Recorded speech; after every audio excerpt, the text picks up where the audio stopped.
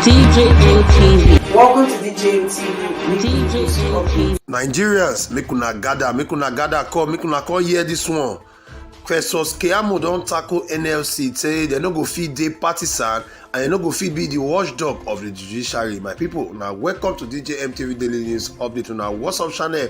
You know they get better ogbonge and correct gist for inside Nigeria and all over the world. I beg, if this is your first time to see any of our video, I beg make you not forget to follow our page and make you subscribe to our channel. Make sure say you turn on that bell wey be like say go make you dey get updates anytime be like say we drop am. Oh yeah, make we dig enter this story wey Festus Keyamo don drop for ground. The minister wey they call Minister of State for Employment and Labour, Festus Keyamo son, don tell the Nigerian Labour Congress say they no go fit be the watchdog over the judiciary because they be partisan as a group. Festus Keyamo so wey be the minister come dey respond to the comments wey be like say the NLC president wey they call Joe Ajaro make on May Day wey be like say they take gather dey talk concerning the welfare of workers and the welfare of Nigeria. For those of una wey no know, DJM TV don report how the Nigerian Labour Congress president talk say the organized labour and civil society go create all of shame for judges wey go compromise the election tribunal. But Festus Keyamo now when he come dey comment, he come talk say make the Nigerian Bar Association make dem caution all the lawyers when they go like to fall enter the trap of the law. May they not allow this kind of people use them against the judiciary. Festus Keyamo so when he call reply the message of the NLC president for a official Twitter handle, come write say some partisan clan they gather together for inside one place. They declare say they get constitution among themselves as the watchdog over the judiciary. But this one na sake of say the pending tribunal matter when e like say go commence for May 10. He say they don warn of their consequences if justice not come out of the petition. Meanwhile, they be members. Festus Keyamo don still come out come talk say the only constitutional watchdog over the judiciary for inside the Nigeria and the judicial officer na the National Judicial Council when e take talk am. He call this principle say na principle of natural justice and a lemo judice in a koso kasa na they call am. My people, na somebody na him call the talk say no person go fit be the judge for a case wey be like say e no get interest. Those of una wey never watch the video wey be like say Festus Keyamo dey react to so wey the NLC president take dey talk say make the judiciary do wetin dey right, make I show na the video first and dey come back. Whatever kind, those that insist on placing their personal interests above that of our nation are the real enemies of this country. We condemn in unmistakable terms the idea behind the use of violence to intimidate and cow segments of the country to submission. When sane dialogue, mutual respect would have sufficed. The just concluded general election remained the most hotly contested in the history of electioneering in the country, and the reasons are obvious. However, it is also the most distorted, corrupted, and abused.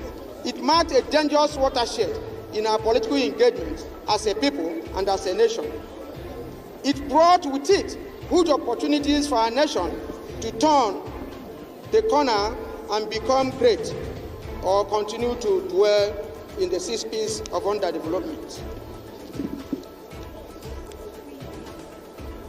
On this note, we call on the judiciary to exercise due diligence in its handling of various election petitions presently before them. Nigerians expect the processes to be transparent and keeping with the rules of game and avoid actions that will further alienate them from the people. We see in the present election petition huge opportunities for the nation judiciary to redeem itself, restore its dignity, and ascend that moral height once again as the revered true champion of the people and our nation. Our promise is that trade union movement in Nigeria, using its various networks, will monitor diligently the handling of various petitions in our different courts to ensure that justice is done. We urge the judiciary to stop the delay. Currently, worker salary in the state are in arrears Pensions have gone unpaid. Workers are declared ghost workers while on their duty posts. Leave allowances and gratuities remain unpaid as the government has broken all records of impunity against workers in Nigeria. To show its contempt for dialogue, the state government, without reason, aborted signing of agreement which it had reached with us to resolve the dispute arising from its ill-treatment of workers. The government uses violence against its workers and was responsible for invading, ransacking, and stripping our national secretariat in Owerri. We have since reported this incident to the International Labour Organization, and we continue to pursue it until it is satisfactorily resolved in favor of Imo State workers.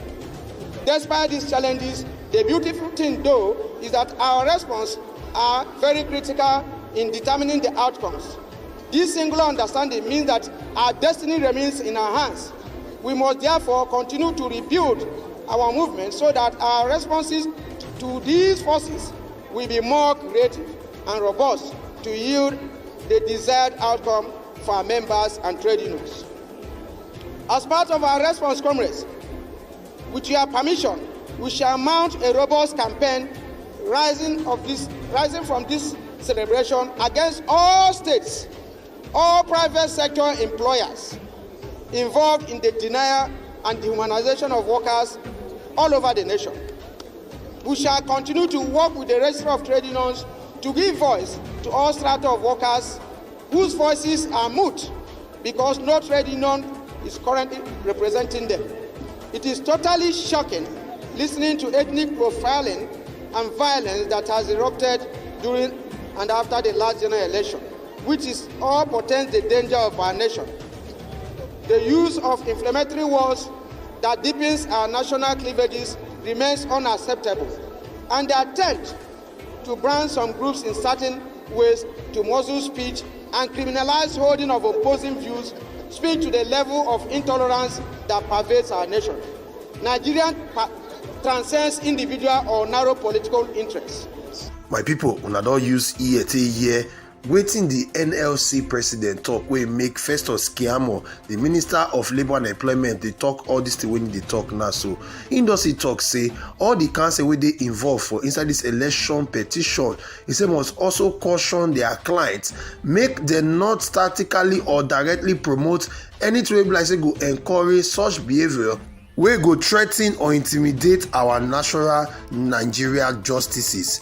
He said the tribunal and the court may dem decide the case devoid of any kind of intimidation from anybody or any of their supporter or any of the parties whatsoever. So my people, now all this thing I make the minister come dey talk all this thing. He doesn't tell the All Progressive Congress say may they remain calm and may they respect the judiciary. He said any attempt to destroy the judiciary, he said any of this character wey bent on doing so, he said that they invite another Sudan case come inside Nigeria. So my people, how una dey see this matter? The way Festus Keyamo don't talk this matter, so it makes sense for anybody here, it makes sense for the judiciary here, it makes sense for the NLC here, because for the last statement when he make now, so in talk say any attempt to destroy Nigerian judiciary system, he say na another invitation to Sudan. Now wetin dey happen, that means say wetin happen for Sudan go happen for Niger. Wetin una think concerning this word? Make una drop una comment for the comment section below. I go see una for the next update.